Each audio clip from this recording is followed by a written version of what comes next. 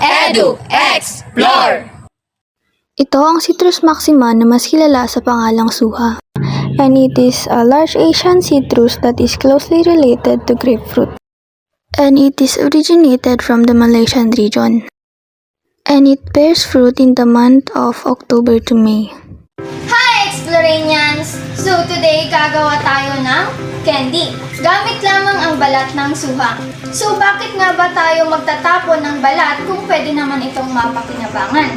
So bago tayo magpatuloy sa ating gagawin, atin munang ihanda ang mga kasangkapan. Ito ay ang mga asukal, tubig, and star of the show, suha! Pagkatapos may handa ang mga kasangkapan, ating babalatan ang suha at ititira ang puting parte at atin itong hiwain sa maliliit na piraso.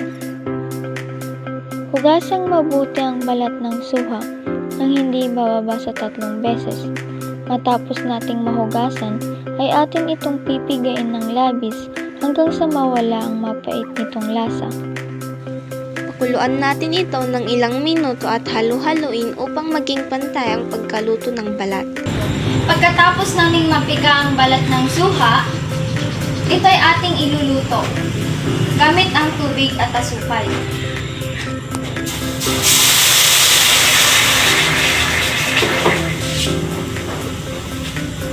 At ating ilagay ang asukal. At ating ihalo-halo.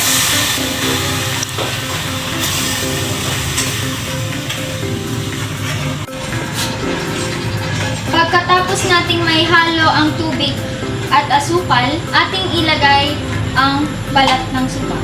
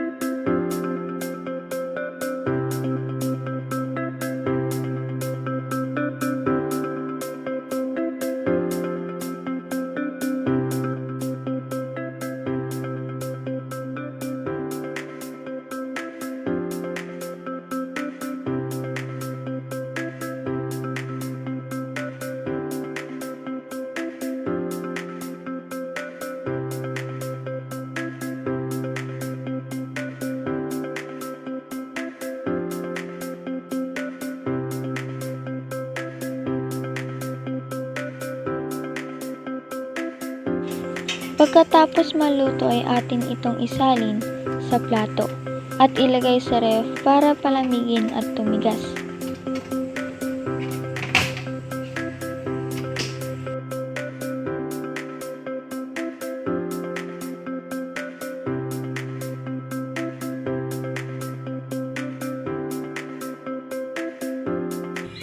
It's tikiman time!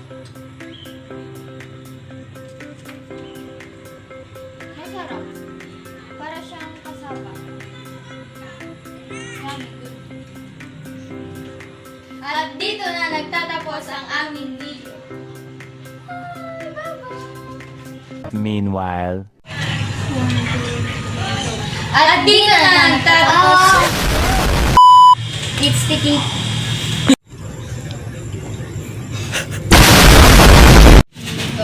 Hi Exploranians! So today gagawa tayo ng candy gamit lamang ang balat ng suha. So bago tayo magpatuloy,